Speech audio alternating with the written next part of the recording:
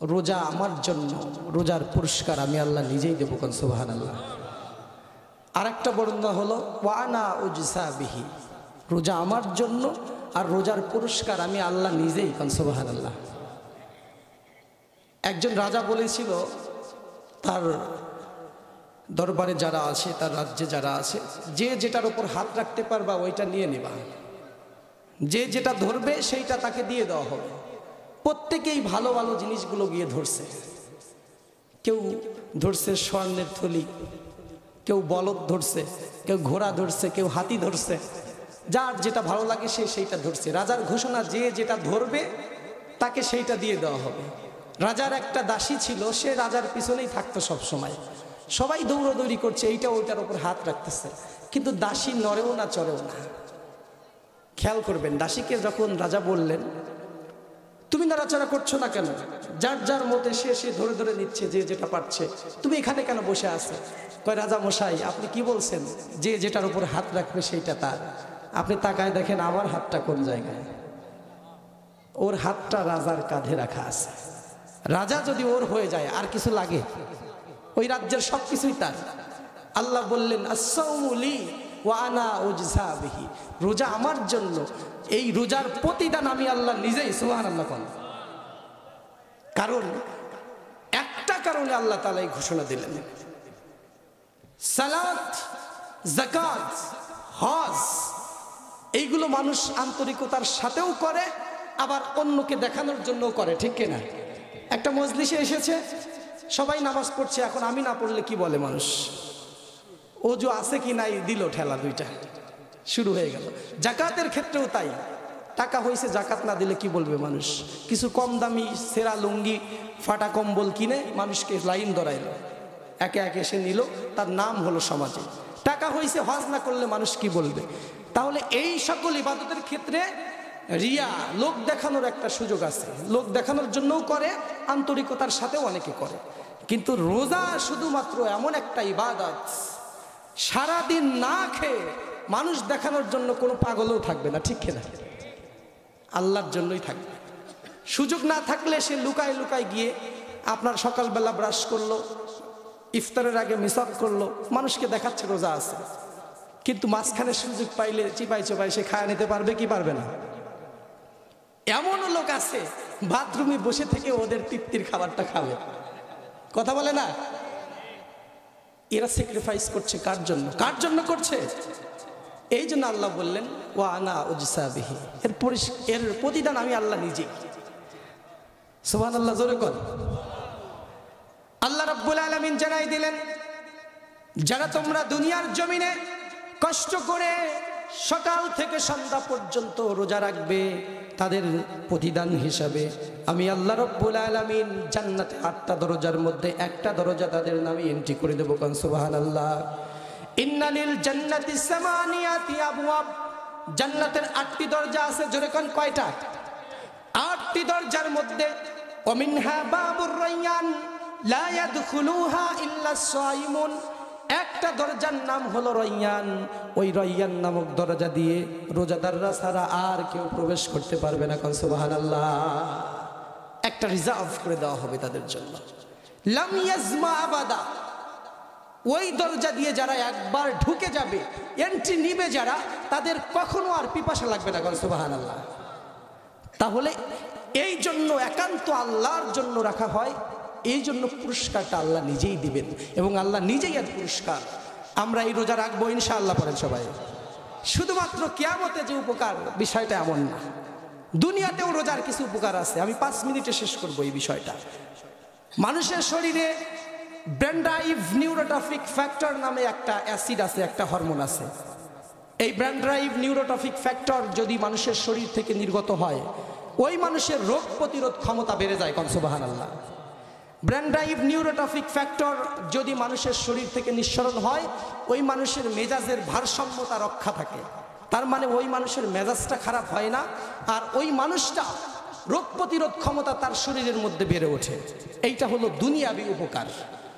আরও একটা উপকার হলো 8 থেকে 10 ঘন্টা সময় মানুষ যখন না খেয়ে থাকে, এই সময়টাতে মানুষের শরীরে অটোফ্যাজি একটা সিস্টেম চালু হয়। অটোফেজি সিস্টেমটা হলো মানুষের শরীরের মৃত যে কোষগুলো থাকে, ডেথ কোষ, ডেথ টিস্যুগুলো খেয়ে ফেলে। এইগুলো কখন হয়? ভেজাল খাবার যখন আমরা খাই। এই ভেজাল খাবার খাওয়ার কারণে মানুষের শরীরে চর্বি জমে বিভিন্ন রোগ ব্যাধি এখানে বাসা বাঁধে।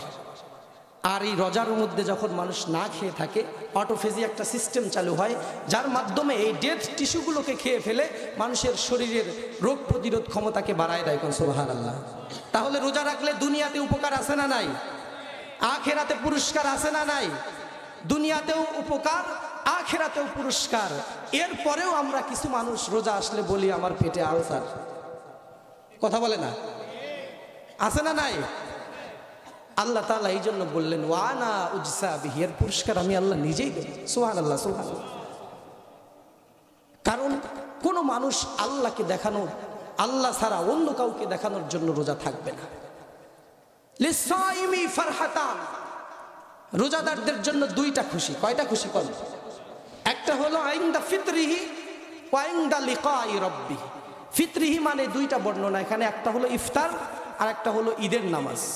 আপনি সারা বছর ছোলা বুন্দা খাইছেন, পেঁয়াজু, এর স্বাদ কিন্তু রমজান মাসে খাইলে যেরকম লাগে ওই রকম লাগে ভাই। রমজান মাসে একটা আলাদা টেস্ট লাগে।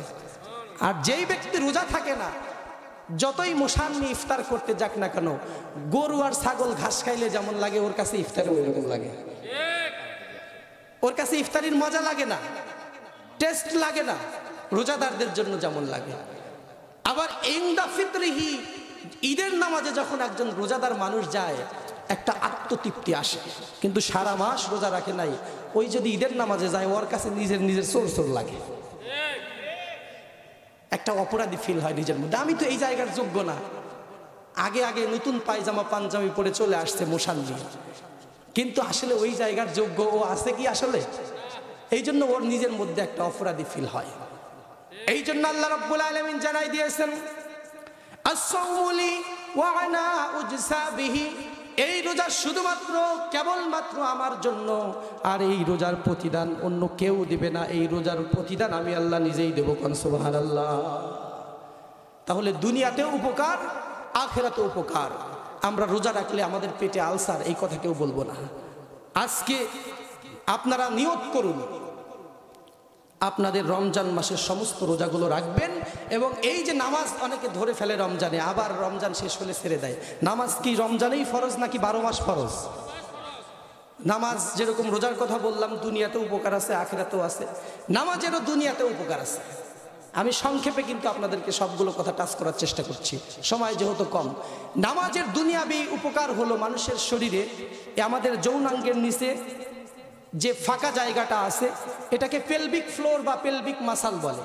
আজকের বিজ্ঞানীরা গবেষণা করেছে, যারা নামাজ পড়ে, রুকু করে, সিজদা করে, ওই ব্যক্তিদের এই পেলভিক ফ্লোর, এই পেলভিক মাসালটা সংকোচন সম্প্রসারণ হয়, এর ফলে তাদের যৌন শক্তি বেড়ে যায়। কোন সুবহানাল্লাহ। নামাজি ব্যক্তিদের দেখবেন বউ যায় না। কথা বলে না? নামাজি ব্যক্তিদের বউ যায় না, কারণ ওদেরকে আল্লাহ তাআলা দুনিয়াতে ওই যে নামাজ পড়ে ওর মাধ্যমে ওখানে রক্ত সঞ্চালন হয়, পেলভিক ফ্লোর পেলভিক মাসাল শক্তিশালী হয়, যৌন ক্ষমতা বাড়ে। এই জন্য দুনিয়াতেও আপনার নামাজ রোজার মধ্যে উপকার আছে, আবার আখিরাতেও পুরস্কার আছে। এইটা আমরা ছাড়বো না। সবাই রাজি আছেন ইনশাআল্লাহ? এই সংক্ষেপ কথা ছিল আমার রোজা নিয়ে। আমি আমার মূল আলোচনায় ফিরে আসছি। আজকে যেহেতু মাহফিলের আয়োজন করেছে যুবকেরা, আমি যুবকদেরকে নিয়ে অল্প সময় কিছু কথা বলবো। আল্লাহ তাআলা ইসলামটাকে যখন রাসূল সাল্লাল্লাহু আলাইহি সাল্লামকে দায়িত্ব দিলেন ইসলাম প্রচারের জন্য, তখন তাকে সবচাইতে বেশি সাহায্য যারা করেছিল তারা হলো ওই সমাজের যুবক ছেলেরা। সুবহানাল্লাহ। আজকের যে যুবকগুলো এই মাহফিলের আয়োজন করেছে, এই যুবকগুলোকে একটু চিন্তা করে দেখতে হবে আমাদের অবদান ইসলামে কত। হযরতে আবু বকর রাদিয়াল্লাহু তাআলা আনহু যখন ইসলাম কবুল করে তখন তার বয়স ছিল 37 বছর। কয় বছর? হযরত ওমর যখন কবুল করেন তার ছিল 16 বছর। আব্দুর রহমান ইবনে আউফ যখন ইসলাম কবুল করেন তখন ছিল তার বয়স হলো মাত্র 17 বছর। হযরত ওমরের ছিল 26 বছর, সরি, হযরত ওমরের কয় বছর ছিল? আর আবু বকরের ছিল 37 বছর। 37 বছর হলে কি দাঁত টাত সব পড়ে যায় নাকি? যুবক নাকি বুড়া?